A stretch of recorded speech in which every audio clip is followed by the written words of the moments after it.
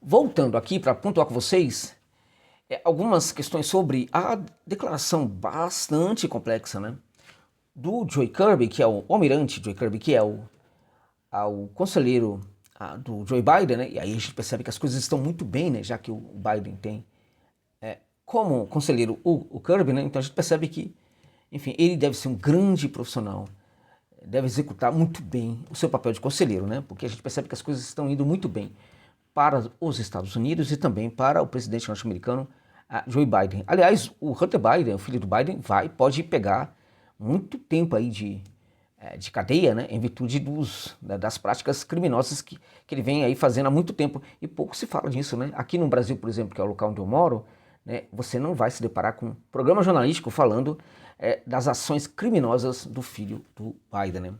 De acordo com o Kirby, que também é porta-voz da Casa Branca, né, assim, as palavras do Putin sobre a permissão, né, da OTAN para que a Ucrânia utilize os mísseis de longo alcance, segundo ele, a OTAN vai levar a sério essas palavras do Vladimir Putin. O que isso significa, né? Então eu quero comentar com vocês sobre este ponto aqui. A gente vai voltar um pouquinho ao que o Putin falou sobre isso. Eu quero também fazer um comentário aqui rápido sobre a abordagem que estão a dar neste momento para o ataque ao comboio da Cruz Vermelha lá em Donetsk, tá? Porque tem muita gente aí, né, que ou não está fazendo a sua lição de casa, né, estudando direitinho para saber o que fala, ou então estão praticando má fé neste caso, né? Porque é impressionante, tem muita gente aí falando que o comboio foi atacado por mísseis russos. É inacreditável, né? Então eu gostaria que as pessoas que falassem, que estão falando isso, mostrassem ali, né, a fonte delas, né, que mostram, que apontam, né, os fragmentos de mísseis que foram encontrados, se de fato são mísseis russos e assim por diante, né? Com provas, né, com fotos que mostram que são restos de mísseis russos, né? Porque estamos falando, portanto, que a Rússia teria praticado uma falsa bandeira inacreditável. Não é muito da Rússia praticar essas falsas bandeiras. A Rússia sabe que não pode contar com esse tipo de ação, né? A Rússia sabe que o cinismo que permeia as ações do Ocidente, né, não pode ser utilizado por ela, porque o mundo vai condenar. O mundo está com a Rússia em foco o tempo inteiro. Então o mundo sempre vai condenar a Rússia. O mundo sempre espera que a Rússia pratique esse tipo de ações. Então, evidentemente, né, que até em virtude disso, sendo muito objetivo, analisando a questão de forma muito objetiva, né, se os russos quisessem fazê-lo, né, ainda assim entenderiam que não deveriam fazer, em virtude de que o mundo está de olho, né, e que vai ficar muito difícil depois, né, conseguir apresentar ali uma justificativa ali para as pessoas que condenassem ali essas ações ali, né, de falsa bandeira, né? Então, poxa vida, será que nem isso alguns youtubers entendem? Porque é claro que quando você tem uma notícia dessa na mídia mainstream, você sabe que ela tem um lado, né? Agora, youtubers, né, quando também caem nessa armadilha, ou não estão fazendo a sua lição de casa, precisa estudar um pouquinho, né? Ou então, né, pode ter aí má fé, pode ter financiamento também, a gente não sabe, pode ter tudo isso também, pode ser estupidez mesmo, né? Incapacidade analítica mesmo, que muitos têm também essa incapacidade analítica, infelizmente, né? Porque, veja, a geopolítica precisa ser muito bem compreendida no seu fundo, no que ela significa, para que a pessoa consiga, às vezes, fugir um pouquinho do que fala, né, a mídia mainstream, né? Então, quando você não tem esse entendimento de geopolítica, fica realmente muito difícil você fugir das armadilhas da mídia mais tradicional, né? Então, vai estudar, né? Antes de falar besteira. Eu estou falando disso porque tem muita gente aí falando que a Rússia atacou o comboio, né, da Cruz Vermelha lá em Donetsk. O comboio que levaria, na verdade, ajuda humanitária para as pessoas que vêm sendo atacadas ali, que vêm sofrendo ali, justamente pelos ataques da Ucrânia. Então assim, é impressionante, né? Como a gente está já numa parte aí da Operação Militar Especial, uma parte bastante decisiva, né? Já tem muitas águas, já rolaram sangue também, né? De ambos os lados, né? E neste momento ainda tem gente com disfarçatez, né, adotando essa prática aí condenatória da Rússia, sendo que essa pessoa ou realmente não está fazendo sua lição de casa, precisa estudar um pouquinho mais, né? Precisa ler um pouco mais os livros, precisa também abrir um pouco mais a cabeça, sabe, tal, ou então estão agindo aí de má fé, né? A agência SANA, né, da Síria, que é uma agência respeitada lá nos Estados Unidos, inclusive, né, ela, né, inclusive, falou sobre esses ataques, né, lá na região de Donetsk, né, assegurando que os responsáveis foram os ucranianos. Então, a agência Sana agora, tudo que ela representa historicamente, né, o respeito que ela ganhou ao longo de todos esses anos e tal, tudo isso você vai jogar no lixo, né, porque simplesmente você quer, né, que tenha sido os russos, né, que tenha feito o ataque, porque você quer, né, porque você quer acreditar, né? Então realmente não dá realmente para acreditar justamente nesse tipo de percepção dos acontecimentos desses, né, youtubers que temos por aí, né? É isso. Olha, gente, bom, eu vou parar por aqui para que eu não seja deselegante, tá? Então eu vou parar por aqui, não vou ficar falando de informação de ninguém não, enfim, paremos por aqui. O recado já foi dado, então agora eu vou falar sobre essa questão do Kirby, né? Mas, né, sim, quem está falando aí que foi a Rússia que atacou o comboio e tal, está mentindo, tá bom? Está mentindo. É isso, está praticando mentira. Vamos lá, o conselheiro do Biden, né? Como eu disse, né, por ser conselheiro do Biden, a gente pode questionar, inclusive, a competência desse senhor, né? O Joe Kirby, ele falou aí sobre a possível permissão para atacar, né? Sobre as palavras do Putin, né? Sobre a permissão, suposta permissão da OTAN para fazer esses ataques, né? Antes disso, antes das palavras dele, vamos entender o que falou o presidente Vladimir Putin, né? Lá em São Petersburgo, né? Ele fez alguns comentários, né, aí bem detalhados sobre essa questão da possível permissão do Ocidente para que a Ucrânia utilize mísseis de longo alcance para os ataques à profundidade da Rússia, né? Aspas para o Putin, né? Estamos a falar em tomar uma decisão sobre participação direta da NATO no conflito militar na Ucrânia, né? Aspas fechadas para o Putin, ele falou muitas coisas, mas essas palavras só já são muito interessantes. Putin enfatizou aí no caso que a Ucrânia já está a atacar, né, várias cidades russas, né, com os drones ocidentais, né? Todavia, né, a utilização de armas ocidentais aí mais sofisticadas, de alta tecnologia, de alta precisão, para esses fins de ataque à profundidade da Rússia, às cidades da Rússia, né? Isso tudo se trata de algo completamente diferente, né? Totalmente diferente da utilização de drones, né?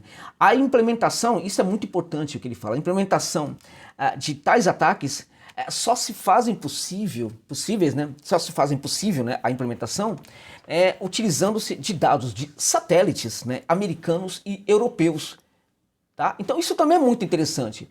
Porque se de fato esses ataques vão acontecer, né, e vamos presumir que foi a Ucrânia, né, na verdade, que tomou a decisão de fazer esses ataques com mísseis, né? Ora, a Ucrânia só terá feito esses ataques, né, por utilizar-se também dos satélites americanos e também europeus, tá? Então não tem como não ter culpa, neste caso aí, né, as potências ocidentais. O Putin está falando aí, né, que essa questão dos ataques envolvem também especialistas da NATO, né, que provavelmente estarão na Ucrânia para fazer para ajudar nesses ataques, né, enfim.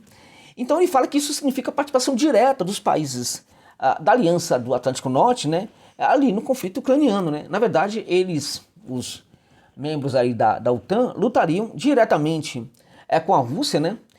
E isso, evidentemente, colocaria a Rússia numa obrigação de dar uma resposta, né. É a OTAN brigando diretamente com a Rússia, né, e não somente brigando através da Ucrânia, né? Então vamos lá, gente, de fato é absurdo, né? Então veja, se de fato há uma permissão, então a OTAN está fazendo o seguinte, está colocando seus mísseis, as suas armas de alta tecnologia na Ucrânia, né? Colocando seus satélites também para que a Ucrânia se utilize deles para fazer esses ataques, né? E aí a OTAN, né, quer dar a entender que a Ucrânia que é responsável por isso? Por favor, né? Não tem o menor cabimento, não tem como, né, esse envolvimento da NATO não ser tão absurdo assim, exceto se a NATO, evidentemente, colocasse tropas e assumisse que suas tropas estariam lutando ali no fronte ucraniano, né? Então o Putin fala, aspas para o líder russo, se essa decisão for tomada, né, significará a participação, sim, direta dos países da NATO na guerra na Ucrânia, né? Isto altera significativamente a própria natureza do conflito, tá? Então, palavras fortes, né? Segue, né? Isso significará que os países da OTAN, né, da NATO, né, estão em guerra com a Rússia, né? Se for assim, tomaremos decisões apropriadas com base nas ameaças que serão criadas para nós. Aspas fechadas para o Putin, né? Então, enfim, são palavras muito fortes, muito fortes mesmo, né? O Le Monde, né, que é um jornal francês dos mais tradicionais, né, disse que o Ocidente está atrasando a decisão de levantar as restrições, né, à utilização dos mísseis de longo alcance, né, devido a erros das Forças Armadas da Ucrânia, né. Sérias questões aí, portanto, questões muito vitais, muito importantes, surgem, né, para que a Ucrânia, enfim, tenha essa autorização. Então, segundo o Le Monde aqui na prática, resolvido esse pequeno detalhe aí da Ucrânia, então a permissão será dada completamente, né? Então é uma situação muito grave mesmo, né? Bom, e o que falou aí, portanto, o secretário de Estado, secretário não, né? O porta-voz da Casa Branca e também o conselheiro do vovô lá dos Estados Unidos, né? Bom, ele fala que as palavras do Putin são sérias, são complicadas, são difíceis de, né? E que, na verdade, os Estados Unidos vão interpretar isso de maneira muito séria. De acordo com Kirby, a administração estadunidense leva muito a sério as palavras do Putin, né, de que a Rússia interpretará a permissão formal da NATO para a Ucrânia atacar o seu território como um envolvimento direto da NATO no conflito ucraniano. Poxa, meu amigo, como você imagina, por exemplo, se esses mísseis estivessem no México, a Rússia colocasse os seus satélites ali à disposição do México, além do que entregaria essas armas para o México e permitiria que o México atacasse os Estados Unidos. Como é que vocês entenderiam isso? Você que está vendo esse vídeo, que está me acusando aí de ser muito pró-russo e tal, como é que você aceitaria essa situação? Né, se fosse o inverso, o México, do lado da Rússia, sendo um proxy da Rússia contra os Estados Unidos, recebesse mísseis de longo alcance, armas de alta precisão da Rússia para atacar os Estados Unidos, a Rússia permite que o México o faça e, além do que, o México utilizaria da tecnologia de satélites da Rússia. Ora, é só inverter, que você vai entender aí por que o Putin está pé da vida, né, com essa história e por que o Kirby é o idiota, né? Porque é simples assim, é mais um idiota na verdade, né? Bom, a Casa Branca leva essas palavras muito a sério, portanto, a Casa Branca leva essas palavras do Putin muito a sério, né, segundo o Kirby, fechando aspas para o porta-voz do vovô aí, né, e até mesmo, né, conselheiro também do vovô, e por ser conselheiro do vovô, a gente percebe que o vovô não está nada bem de saúde, né?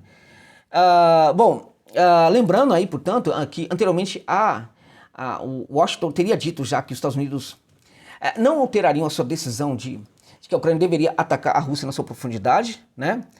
Lembrando que o primeiro-ministro britânico, o Keir Starmer, esse é outro também, né? A verdade é impressionante com os trabalhistas do Reino Unido, né? A popularidade desse senhor aí, neste momento, talvez esteja abaixo até mesmo da popularidade que assumiu o Sunak, né? Que teve o Sunak, né? Ele chegou hoje aos Estados Unidos, né? Ele saiu do avião segurando uma letra vermelha. Olha só.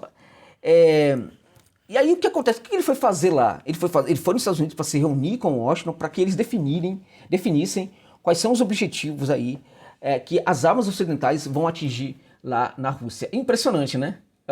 Ok? E aí ele teria levado uma lista com 250 alvos norte-americanos, alvos, né?